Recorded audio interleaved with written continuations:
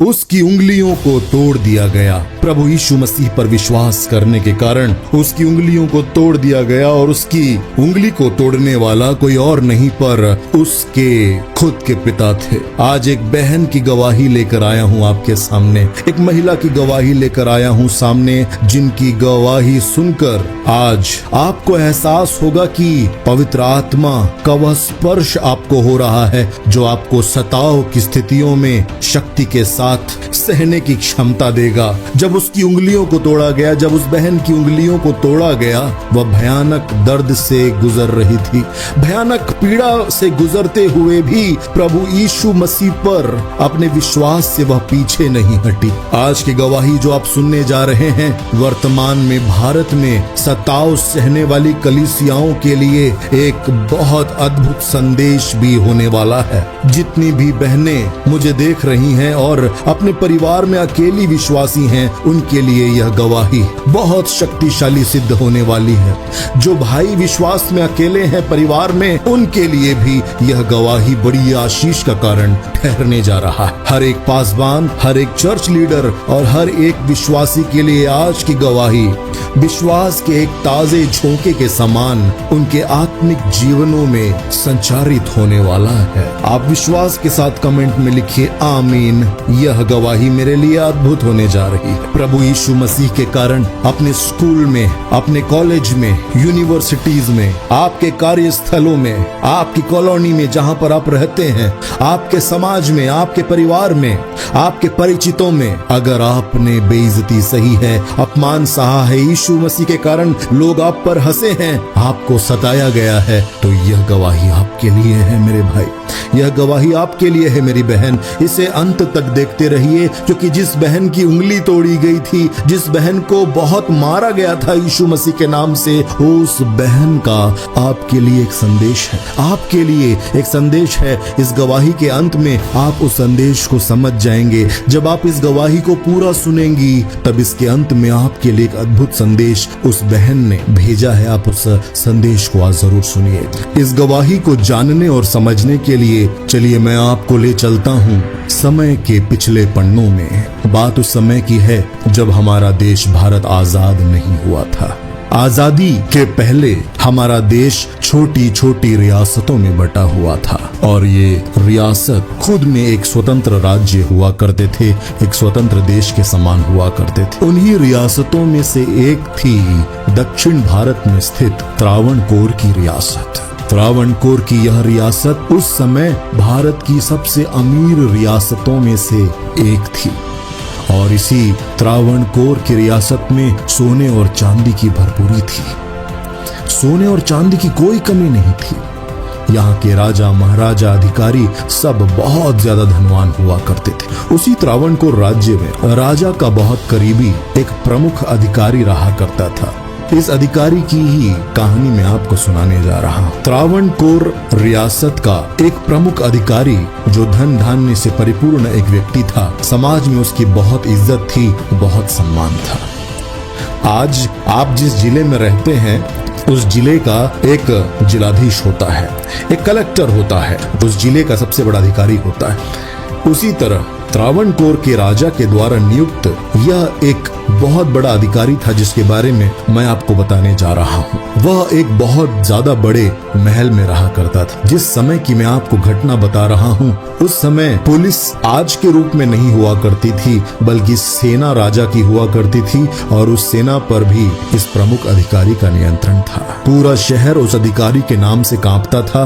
वो जो भी कर दे और जो भी कह दे, उसके बाद कुछ कहने की हिम्मत और करने की हिम्मत किसी भी नागरिक में नहीं होती थी उस रियासत के। इसी प्रमुख अधिकारी की एक बेटी थी और उसकी यह बेटी बहुत सुंदर थी और राजकुमारियों की तरह पली बढ़ी थी। त्रावणकोर राजा के करीबी शहर के इस प्रमुख अधिकारी ने अपनी बेटी का विवाह एक बहुत ही विद्वान शिक्षक से किया और उस विद्वान शिक्षक को त्रावणकोर के राजा ने उस समय के सिलोन राज्य में भेज दिया एक राजकीय शिक्षक के तौर पर। और उस समय का जो सिलोन है आज का श्रीलंका देश है। इस प्रकार यह जो परिवार था, ये बहुत ज्यादा ऊंचे रुतबे का परिवार था, एक राजकीय परिवार था। और इस प्रमुख अधिकारी की जो बेटी है, राजकुमारियों की तरह पली बढ़ी थी।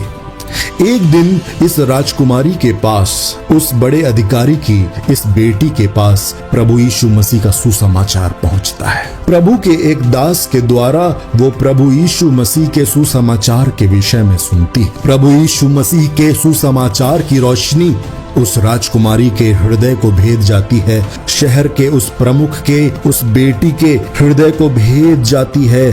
और संसार के ईश्वर ने उसकी आंखों को जो अंधा कर रखा था, प्रभु यीशु मसीह के सुसमाचार की रोशनी उसकी आंखों से वह पर्दा हटा देती है। वो छिलके संसार के गिर जाते हैं, उसकी आंखें खुल जाती है और वह देख लेती है, जान जाती है, समझ जाती है कि प्रभु यीशु मसीह परमेश्वर है। जब उसने यूहन्ना रचित सुसमाचार 3 अध्याय और 16 पद के बारे में सुना कि परमेश्वर ने जगत से इतना प्रेम रखा, पापियों से इतना प्रेम रखा कि उसने अपने इकलौते पुत्र को दे दिया कि जो कोई उस पर विश्वास करे वह नाश ना हो परंतु अनंत जीवन पाए। इस वचन को सुनकर वो बहुत ज्यादा प्रभावित हुई, क्योंकि उसने तब तक यही सुना था कि ईश्वर पापियों से नफरत करने वाला ईश्वर है और उन्हें दंडित करने के लिए आता है। लेकिन पहली बार उसने सुना कि परमेश्वर प्रेम है और प्रेम करने वाला परमेश्वर पापियों से प्रेम करता है, और इतना प्रेम करता है कि उन पापियों के लिए अपने इकलौते पुत्र को दे दिया, ताकि जब पापी उस पर विश्वास करे वह नष्ट ना हो परंतु अनंत जीवन पाए। और इस राजकुमारी अर्थात उस शहर के प्रमुख की ये जो बेटी है, इसने यीशु मसीह के सुसमाचार पर विश्वास कर लिया, अपना जीवन प्रभु यीशु मसीह को दे दिया। उसने प्रभु यीशु मसीह को अपना उद्धारकर्ता स्वीकार करके बपतिस्मा ले लिया। उस राजकुमारी को एहसास हो गया था, उस शहर के प्रमुख की बेटी को एहसास हो गया था कि जितने भी सोना चांदी उसके पास है, गाड़ी घोड़े उसके पास हैं, उन सब की कीमत कुछ भी नहीं है, व्यर्थ है प्रभु यीशु मसीह के प्रेम के सामने। ना सोना मांगू न मांगू चांदी, तेरा चेहरा में तकती रहूं हे प्रभु यीशु।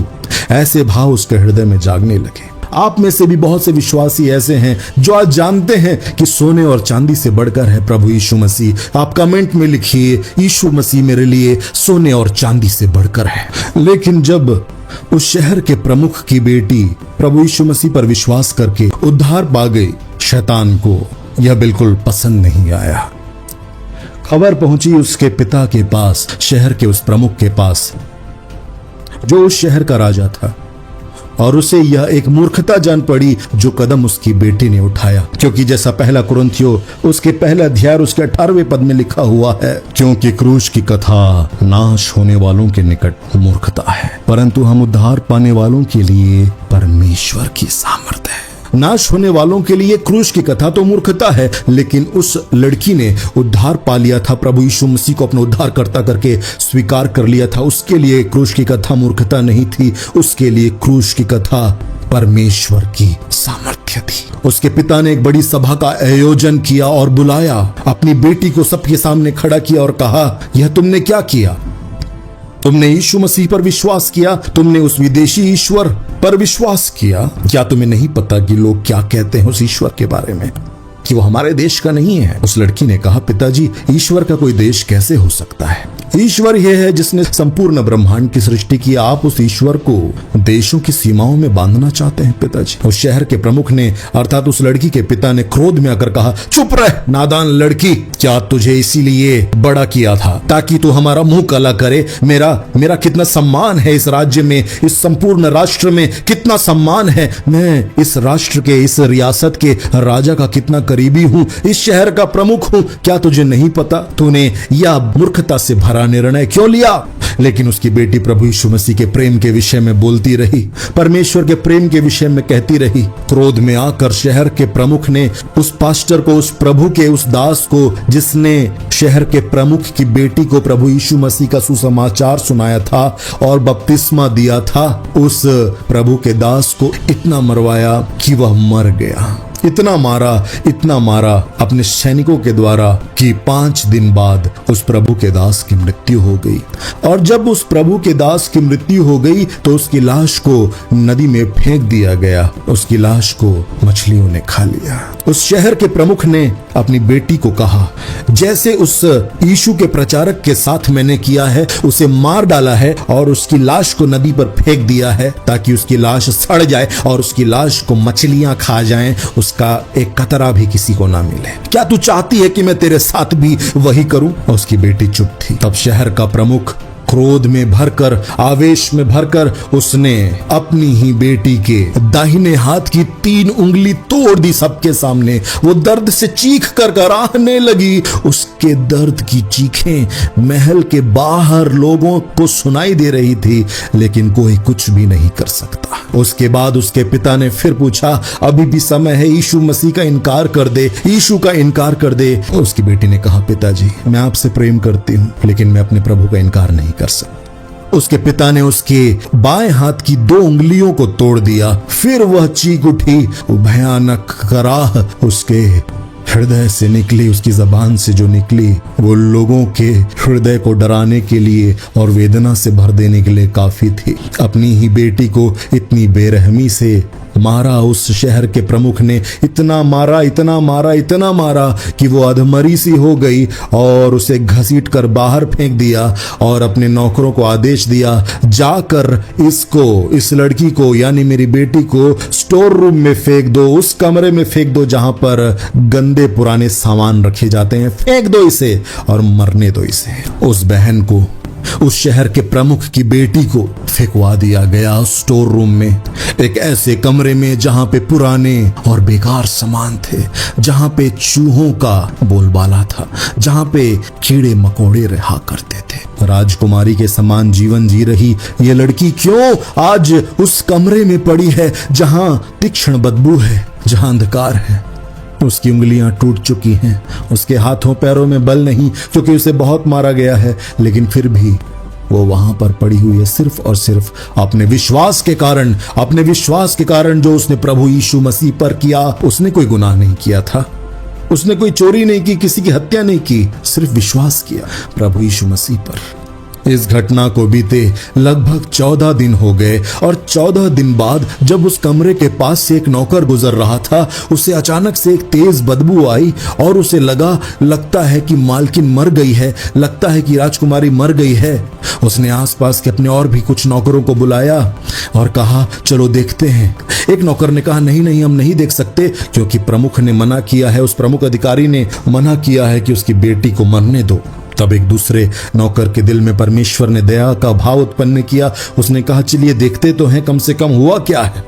जब वो नौकर उस दरवाजे को खोलते हैं तो पाते हैं कि वो लड़की पूरी तरह से सड़ने लगी है, जिंदा ही सड़ने लगी है। वो मरी तो नहीं है, उसकी सांसें चल रही हैं, सांसें टूट टूट कर चल रही हैं। वो मरी नहीं है, लेकिन उसका शरीर सड़ने लगा है और बदबू आना प्रारंभ हो चुकी है। इस भयानक और दिल दहला देने वाले दृश्य को देखकर वो नौकर भी सिहार उठे। उस बहन की एक छोटी सी बेटी थी जो 2 साल की थी। उसे भी अपनी मां के विश्वास के कारण भुगतना पड़ रहा था। नौकरों ने उस राजकुमारी को, उस लड़की को, उस बहन को वहां से निकाला और महल के एक दूसरे कमरे में ले गए और वहां पर लगभग 1 महीने बाद वो धीरे धीरे ठीक होने लगी, लेकिन उसकी उंगलियां टूट चुकी थी, उसका हाथ से वह काम नहीं कर पा रही थी। ठीक होने के तुरंत बाद किसी ने उससे कहा कि सुनो बेटी, यहां से भाग जाओ वरना तुम्हारे पिताजी तुम्हें मार डालेंगे। लेकिन वो महिला, वो बहन उठी और अपने पिता के सामने गई और अपने पिता के सामने जाकर खड़ी हो गई और उसने कहा, पिताजी मैं आपसे प्रेम करती हूँ, मैं आपको क्षमा करती हूँ, आपने जो कुछ किया। उसका पिता क्रोध से आग बबूला हो उठा। उसने कहा कि तू अभी तक मरी नहीं, तूने सबके सामने मेरे सर को झुका दिया, तूने उस यीशु पर विश्वास किया, यीशु मसीह पर विश्वास किया, तू अभी तक जिंदा है, मरी नहीं। देख मैं तुझे एक और मौका देता हूं, यीशु मसीह का इनकार कर दे, वापस फिर जा। वरना मैं तुझे मार ही डालूंगा। उसकी बेटी ने कहा, पिताजी मैं प्रभु यीशु मसीह का इनकार नहीं कर सकती, मैं प्रभु यीशु मसीह का इनकार नहीं करूंगी। वही मेरा परमेश्वर है, वही मेरा उद्धार करता है। अंतिम सांसों तक मैं विश्वास योग्य बने रहूंगी। अपने प्रभु के प्रेम से मैं पीछे नहीं हटूंगी। सवाल ही पैदा नहीं होता पिताजी कि मैं अपने उद्धारकर्ता का इनकार कर दूं, अपने प्रभु यीशु मसीह का इनकार कर दूं। इसका तो सवाल ही पैदा नहीं होता पिताजी। उसके पिताजी ने श्रीलंका में एक पत्र को भेजा, सिलोन में एक पत्र को भेजा और वहां से बुलावा भेजा। अपनी बेटी के पति अर्थात अपने दामाद को बुलावा भेजा। जब उस महिला का पति आया तो उसने उस बहन को, उस महिला को बहुत मारा। उस महिला का पति उसके विरोध में था। उसके स्वयं के पिता जो शहर के सबसे बड़े अधिकारी थे उसके विरोध में थे।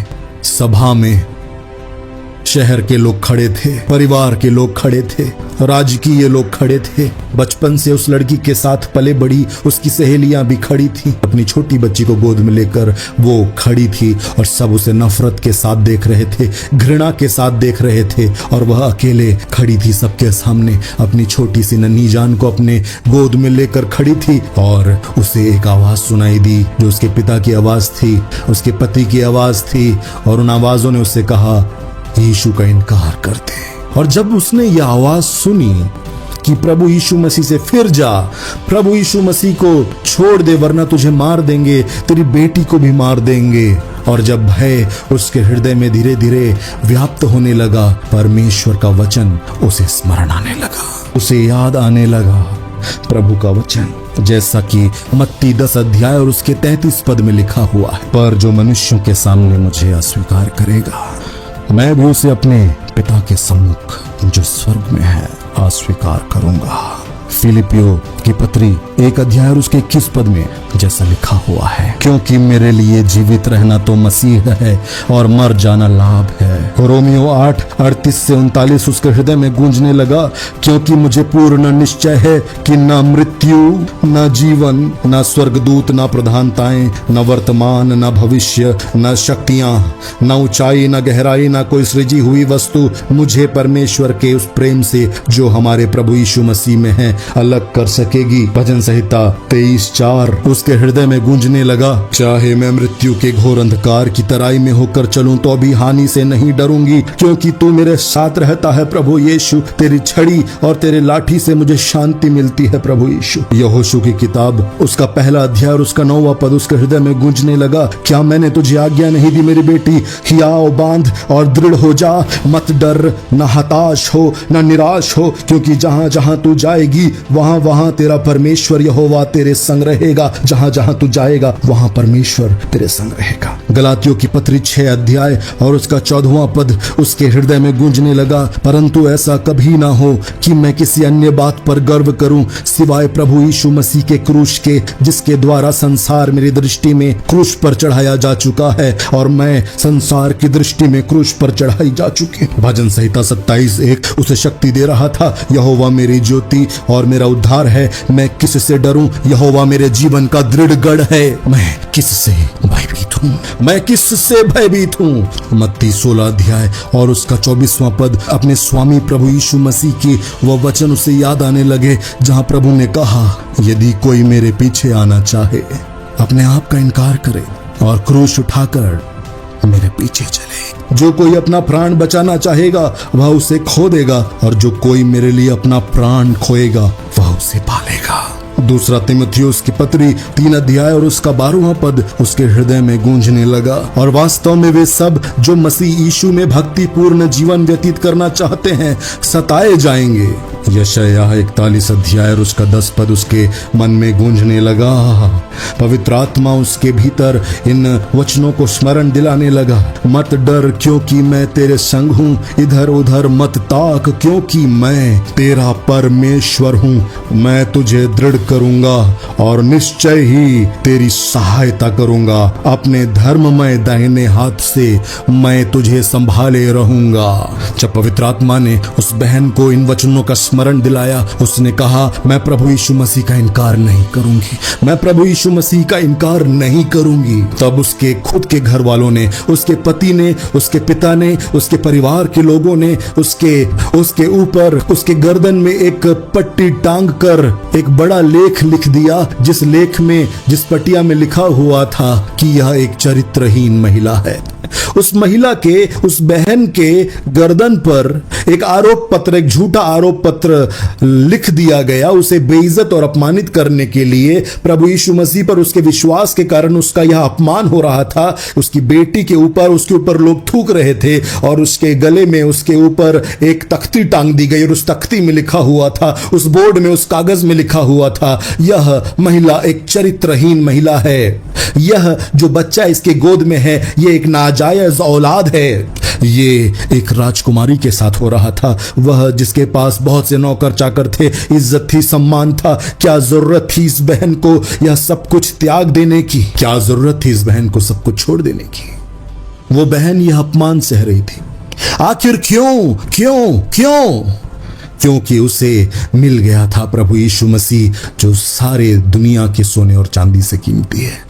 और उसके पिता और उसके पति ने ढिंढोरा पीटने वालों को बुलाया और ढिंढोरा पीटकर पूरे शहर में उसे बेइज्जत करके घुमाया गया। 10 किलोमीटर तक उसे अपमानित करके घुमाया गया।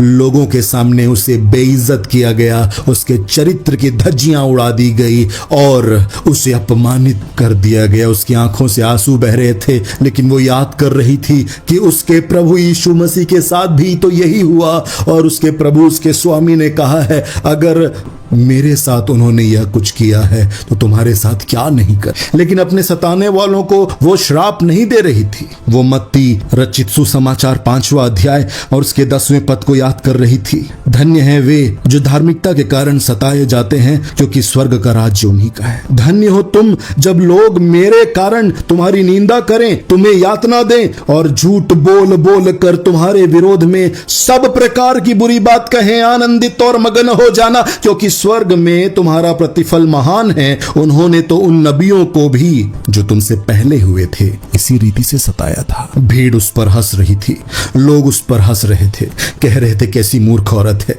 एक यीशु के लिए, एक प्रभु यीशु के लिए अपने आप को बेइज्जत कर रही है, सोना चांदी महल संपत्ति को छोड़ रही है। कैसी मूर्ख औरत है, कैसी मूर्ख लड़की है, कैसी मूर्ख महिला। मेरे प्रियो, सच में कितना सच्चा है वह गीत जो किसी ने गाया है। गर यीशु को अपना कहना, जैसे कांटों की राहों पर चलना। गर यीशु को अपना कहना, जैसे कांटों की राहों पर चलना। और सच्चे मसीही बनना, संग क्रूस पर उसके चढ़ना। जिंदा रहने की शक्ति लो, अपने यीशु को सब कुछ दो, क्योंकि उसी के द्वारा उद्धार पाना है। जीती आत्मा का दान उसे दो, तन मन और धन उसे दो। उस बहन को, उस प्रमुख की बेटी को, उस महिला को 10 किलोमीटर तक अपमानित करके, ढिंढोरा पीट पीट कर उसकी बेइज्जती करके घुमाया गया और 10 किलोमीटर दूर जाकर उसे छोड़ दिया गया। उसे अकेला, उसको और उसकी बेटी को अकेला और बेसहारा छोड़ दिया गया। समाज से उसे निष्कासित कर दिया गया, जाति से उसे निकाल दिया गया। लेकिन वो बहन अकेली नहीं थी।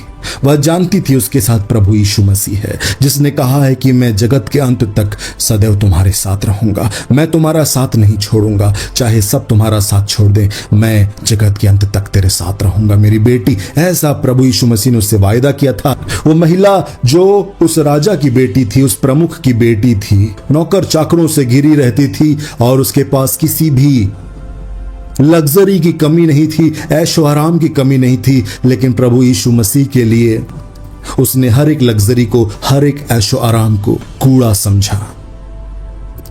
और आज वो उस मुहाने पर पहुंच गई थी जहां पर अपनी मासूम बच्ची को अपनी गोद में लेकर वो भटक रही है दर दर।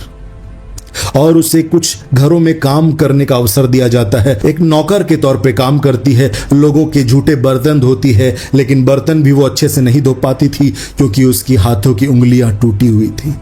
वो अपने बच्चे को संभाल नहीं पा रही थी क्योंकि उसके हाथों की उंगलियां टूटी हुई थी। टूटी हुई उंगलियों से टूटे हुए अपने शरीर, वेदना से भरे हुए अपने हृदय के साथ वह लोगों के घर में जाकर उनके झूठे बर्तन धोने लगी, उनके घर की साफ सफाई करने लगी और अलग अलग लोगों के घर में जाके नौकरों के समान कार्य करने लगी, सिर्फ अपनी बेटी का पालन पोषण करने के लिए, कहीं वो नन्ही सी जान भूखी मर न जाए। इब्रानियों की किताब 11 अध्याय और उसके 24 से 26 में अगर आप पढ़ें, वहां लिखा हुआ है, विश्वास ही से मूसा ने बड़े हो जाने पर फिरौन की बेटी का पुत्र कहलाना अस्वीकार कर दिया। उसने पाप के क्षणिक सुख भोगने की अपेक्षा परमेश्वर की प्रजा के साथ दुख भोगना ही अच्छा समझा। उस बहन ने भी पाप में और झूठ में, अंधकार में रहने से बेहतर उस रोशनी के करीब आना सही समझा जो परमेश्वर ने प्रभु यीशु मसीह के सुसमाचार के द्वारा उसके जीवन में प्रकट किया था। समय बीतता गया, समय का चक्र घूमता गया, समय का पहिया घूमता गया और लगभग 2 से 3 साल बाद उस राजकुमारी का, उस बहन का पिता जो शहर का प्रमुख था, अपने हाथी पर बैठकर शराब के नशे में उसी इलाके के रास्ते से होकर चला जा रहा था जिस इलाके में वो बहन रहा करती थी। उस बहन के पिता यानी उस शहर के प्रमुख को पता नहीं था कि जिस लड़की को, जिस बेटी को उसने निकाल बाहर किया है वो इन्हीं इलाकों में रहती है। वो तो शराब के नशे में धुत था। और चूंकि ये उस पुराने जमाने की बात बता रहा हूं, मैं आपको आजादी से पहले की घटना बता रहा हूं, तो उस समय जो राजा महाराजा हुआ करते थे दक्षिण भारत में खासकर, वे हाथी के ऊपर बैठकर चला करते थे। हाथी के ऊपर बैठा हुआ यह शहर का प्रमुख, उस शहर का राजा, यह जो था, इसे कुछ चक्कर सा आने लगा। उसने अपने नौकरों से कहा कि सुनो मेरे नौकरों, सुनो मेरे सेवकों, सुनो, तुम एक काम करो, इस हाथी को यहाँ से ले जाओ। मैं इस हाथी में और नहीं बैठ सकता क्योंकि मुझे चक्कर आ रहा है। मैं यहाँ आसपास के गांव की इन गलियों को जरा देख लूं, यहाँ पर लोग किस तरह रह रहे हैं जरा देखूं। अपने सेवकों को कहता है तुम जाओ, यहाँ से दूर ले जाओ इस हाथी को मेरे महल की ओर। और ये जो शहर का प्रमुख है, ये चूंकि नशे में भी था और उसे बहुत भूख लगी थी, वो पास में ही उस झोपड़ी के पास पहुंचता है जहां पर एक चिमनी जल रही थी। रात लगभग हो चुकी थी, अंधेरा बढ़ता जा रहा था। एक चिमनी जल रही थी और उस चिमनी से टिमटिमाती हुई छोटी सी रोशनी निकल रही थी। उस जमाने में बिजली नहीं थी, इसलिए जो आज हमारे पास लाइट्स हैं वो उस समय नहीं थी। आज हमारे पास जो बल्ब है वो उस समय नहीं था। लोग चिमनी और दियों को जलाकर ही रोशनी किया करते थे। जिस घर में, जिस झोपड़ी में यह शहर का प्रमुख पहुंच गया था, उस शहर का बड़ा अधिकारी, उस शहर का राजा जिस झोपड़ी में पहुंच गया था, यह वही झोपड़ी थी जिसमें उसकी बेटी रह रही थी, जिस बेटी को उसने बेइज्जत करके अपने शहर से बाहर निकाल दिया था। लेकिन अंधेरा होने के कारण उसका पिता अपनी बेटी को पहचान ना सका। वह उस झोपड़ी के पास पहुंचकर दरवाजे को खटखटाकर कहने लगा, कोई है क्या? मैं इस शहर का प्रमुख हूं और मुझे बड़ी भूख लगी है। क्या तुम्हारे पास खाने के लिए कुछ है? उसकी बेटी वहां पर आती है और वह अपने पिता की आवाज को पहचान लेती है। वो दरवाजा खोलती है और कहती है कि आइए, अंदर आइए। तो वो शहर का प्रमुख चूंकि नशे में भी था और अंधेरा ज्यादा हो चुका था और चिमनी की रोशनी से उसे ज्यादा कुछ दिखाई नहीं पड़ रहा था, वह अंदर घुसता है और जमीन पर बैठ जाता है। उसकी बेटी जो अपने पिता को पहचान चुकी थी, उसने अपने पिता के लिए अपने हिस्से का भोजन केले के पत्ते में परोस दिया। शहर का वह प्रमुख भर पेट भोजन करता है और भर पेट भोजन करने के बाद वह उस लड़की को, उस महिला को धन्यवाद करता है बिना यह जाने कि यह उसकी बेटी है। चूंकि अंधेरा बहुत ज्यादा हो चुका था और रास्ता देखने के लिए रोशनी की आवश्यकता थी, इसलिए उस शहर के प्रमुख ने, उस शहर के राजा ने उस महिला को, जो उसकी बेटी थी, कहा, सुनो, मैं इस शहर का प्रमुख हूं, क्या तुम मुझे कोई मशाल दे सकती हो ताकि मैं अपने महल तक पहुंच सकूं? मेरे सेवक, कुछ सेवक मार्ग में ही खड़े हैं। तब उसकी बेटी एक मशाल बनाती है। उस बहन ने मशाल तैयार करके उसे आग लगाकर, उस मशाल में आग लगाकर जब अपने पिता की ओर उस मशाल को बढ़ाया और कहा, पिताजी, क्या यह मशाल आपको महल तक सुरक्षित पहुंचा देगी? मशाल की उस लौ में जब शहर के उस प्रमुख ने, शहर के उस राजा ने अपनी बेटी के चेहरे को देखा तो वह दंग रह गया और उसने कहा, बेटी, क्या ये तुम हो? उसकी बेटी ने कहा, उस बहन ने कहा, हाँ पिताजी, मैं ही हूं, आपकी बेटी हूं। वह राजा, शहर का वह प्रमुख चकित हो गया और उसके हाथ और पांव ढीले हो गए और वह जोर से रोने लगा और कहने लगा, मेरी बेटी, मैंने तुझे इतना मारा, मैंने तुझे अपमानित किया, मैंने तुझे बेइज्जत करके इस शहर से बाहर निकाल दिया। मेरी बेटी, तूने मुझ जैसे राक्षस को, मुझ जैसे क्रूर व्यक्ति को इतने प्रेम से भोजन कराया।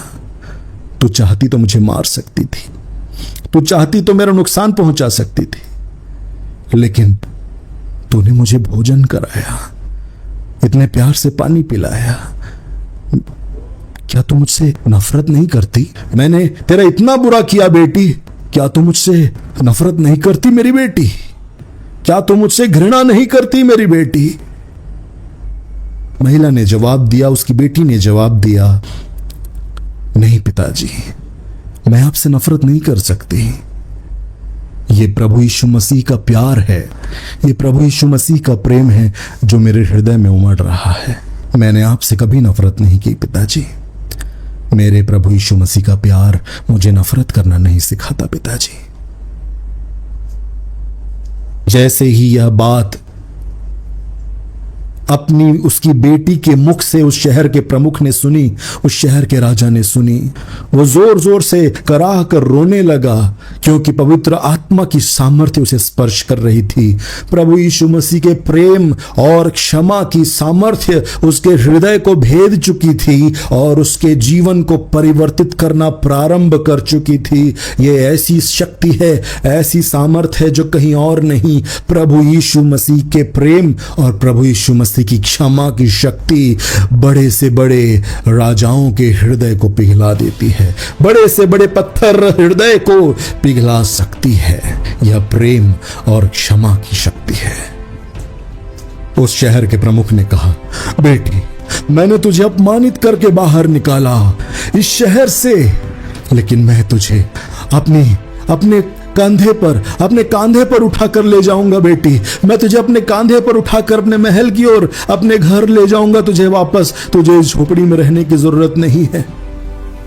चल, अपनी छोटी बेटी को भी ले ले, मैं तुझे अपने कंधे पर बिठाकर ले जाऊंगा। और उस शहर के प्रमुख ने अपनी बेटी को अपने कांधे पर उठा लिया और कांधे पर जैसे एक पिता अपनी छोटी बच्ची को उठाकर ले जाता है, वैसे ही अपनी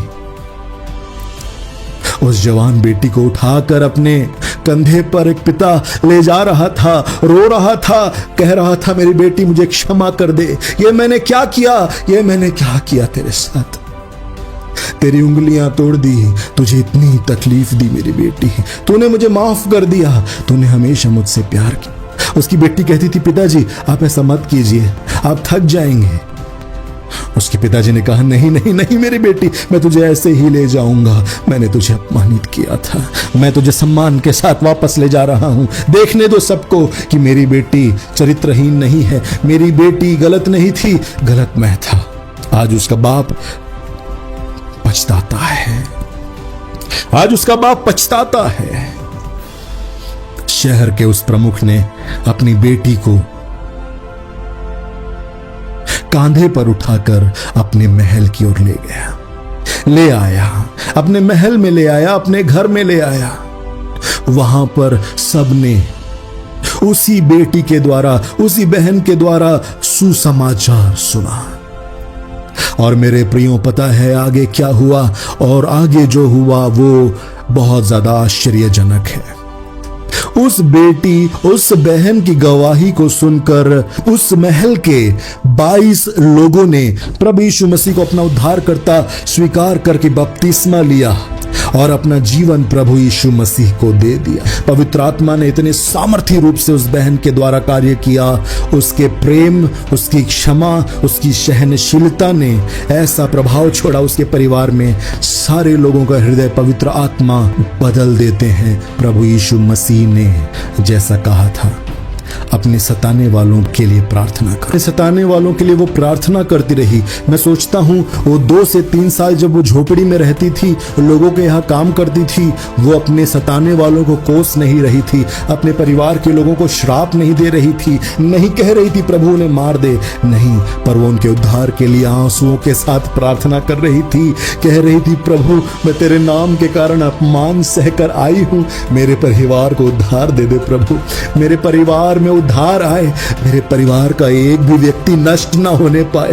प्रभु यीशु मेरे परिवार को बचा ले, मेरे परिवार में उद्धार आए, मेरे पिता के जीवन में उद्धार आए, मेरे पति के जीवन में उद्धार आए, मेरे खानदान में उद्धार आए। प्रभु ऐसा करके वो 2 साल वो प्रार्थना कर रही थी और उसी प्रार्थना का परिणाम था मेरे प्रियो, जो उसके परिवार से 22 लोगों ने यीशु को उद्धार करता जानकर ग्रहण कर लिया। क्या हमारा प्रभु अद्भुत नहीं है? उस बहन ने कितना अपमान सहा, कितना मार खाई, लानतें सही, लेकिन वह चुप रही। वो बस प्रार्थना करती रही, अपने दुश्मनों के लिए प्रार्थना करती रही। जिन जिन ने उस बहन को सताया, उन सारे लोगों के लिए वह प्रार्थना करती रही। ना सिर्फ उसके परिवार में, बल्कि उसके नगर में हजारों लोगों ने प्रभु यीशु मसीह पर विश्वास। जब उस महिला, जब उस बहन की जो छोटी बेटी थी, जिसकी आयु उस समय 4 वर्ष की थी, वह छोटी बच्ची जब बड़ी होती है तो उसकी जो संतानें उत्पन्न होती हैं, वो प्रभु यीशु मसीह के सामर्थी दासों के रूप में भारत के अलग अलग हिस्सों में सेवा करते हैं। और जिस बहन की गवाही मैंने आपको बताई, उस बहन के नाती का नाम है पास्टर कैप्टन A.M. सैमुअल। जिस बहन की गवाही मैंने आपको बताई, वो कैप्टन A.M. सैमुअल की नानी की गवाही है। Captain A.M. सैमुअल प्रभु के दास ने अपनी गवाही में यह बताया था, जिसके बारे में आपने अभी सुना, जिसने प्रभु यीशु मसीह के लिए मार खाई, जिसने प्रभु यीशु मसीह के लिए अपमान सहा, लेकिन चुप रही। अपने शत्रुओं के लिए, अपने सताने वालों के लिए वो प्रार्थना करती रही। पता है, जब वो अपनी अंतिम सांसें इस पृथ्वी पर ले रही थी, अपने प्रभु के पास जाने से पहले, उस महिला ने, उस बहन ने अपने नाती प्रभु के दास कैप्टन A.M. सैमुअल से क्या कहा था? उन्होंने कहा कि मेरे बेटे, मैं चाहती हूं कि तुम उन सारे लोगों को एक संदेश दो जो प्रभु यीशु मसीह के नाम से मार खा रहे हैं, जो प्रभु यीशु मसीह के नाम से सताए जा रहे हैं, जिनके परिवार में, जिनके घरानों में, जिनके समाज में, जिनके कॉलेज में, जिनके स्कूल में, जिनकी यूनिवर्सिटीज में, जिनके कार्यस्थलों में, अलग अलग जगह जहां भी वो हैं, प्रभु यीशु मसीह के हैं। यही कारण से, इसी कारण से सताए जा रहे हैं, यीशु के नाम से अपमान सह रहे हैं। उन सब तक मेरी इस गवाही को पहुंचा देना मेरे बेटे।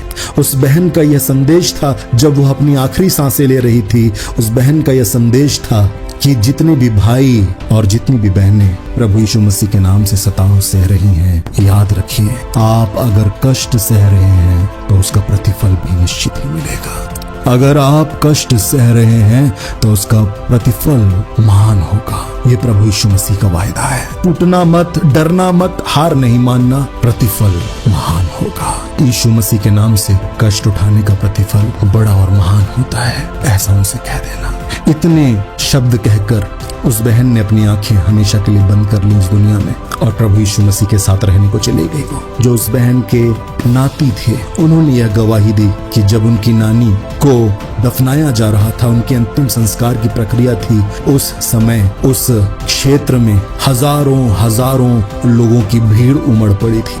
एक समय ढिंढोरा पीटकर जिस बहन को बेइज्जत करके उन शहरों से गुजारा गया था, आज जब अंतिम संस्कार के लिए उनके पार्थिव शरीर को ले जाया जा रहा था, तब हजार भीड़ की भीड़ उनके उस अंतिम दर्शन के लिए उमड़ पड़ी थी। उस क्षेत्र में जाकर पुदुचेरीमला अन्नम्मा यह नाम अगर आप लेंगे तो यह नाम वहां सबको विदित है और सब लोग उस बहन के बारे में गवाही देते हैं। आज भी उस जनरेशन से लेकर आज के जनरेशन तक वहां जितनों ने यीशु मसीह पर विश्वास किया और अनंत जीवन पाया, छुटकारा पाया, उद्धार पाया, उन सब ने कहा कि पुदुचेरीमला अन्नम्मा ये वो बहन थी जो अंधकार से भरे हुए उस देश में, अंधकार से भरे हुए हमारे देश में, अंधकार से भरे हुए हमारे क्षेत्रों में, अंधकार से भरे हुए हमारे जीवनों में रोशनी लेकर आई थी। तुम जगत की ज्योति हो। पर्वत पर जो नगर बसा हुआ है वह छिप नहीं सकता। प्रभु यीशु मसीह के लिए मार खाने वाली हर एक बहन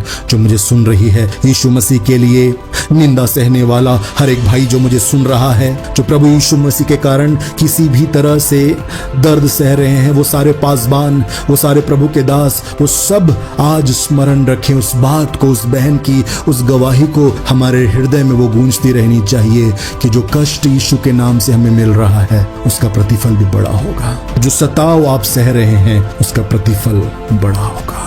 अब मेरा आपसे बस एक ही सवाल है, क्या उस बहन की गवाही को जो वो सताव सह रहे भारत के हर एक कोने तक पहुंचा देना चाहती थी, हर एक कलीसिया, हर एक भाई बहन तक पहुंचा देना चाहती थी, क्या उस संदेश को, उस गवाही को आप पहुंचाने में हमारी सहायता करेंगे? हम चाहते हैं कि आप इस गवाही को कम से कम 5 लोगों तक शेयर करें, अपने चर्च के व्हाट्सएप ग्रुप्स में शेयर करें। ये आपकी जिम्मेदारी है जो प्रभु आपको दे रहा है। इस गवाही को सताव सहते हुए भारत की कलीसिया और भारत के लोगों तक पहुंचाने की जिम्मेदारी आपकी है।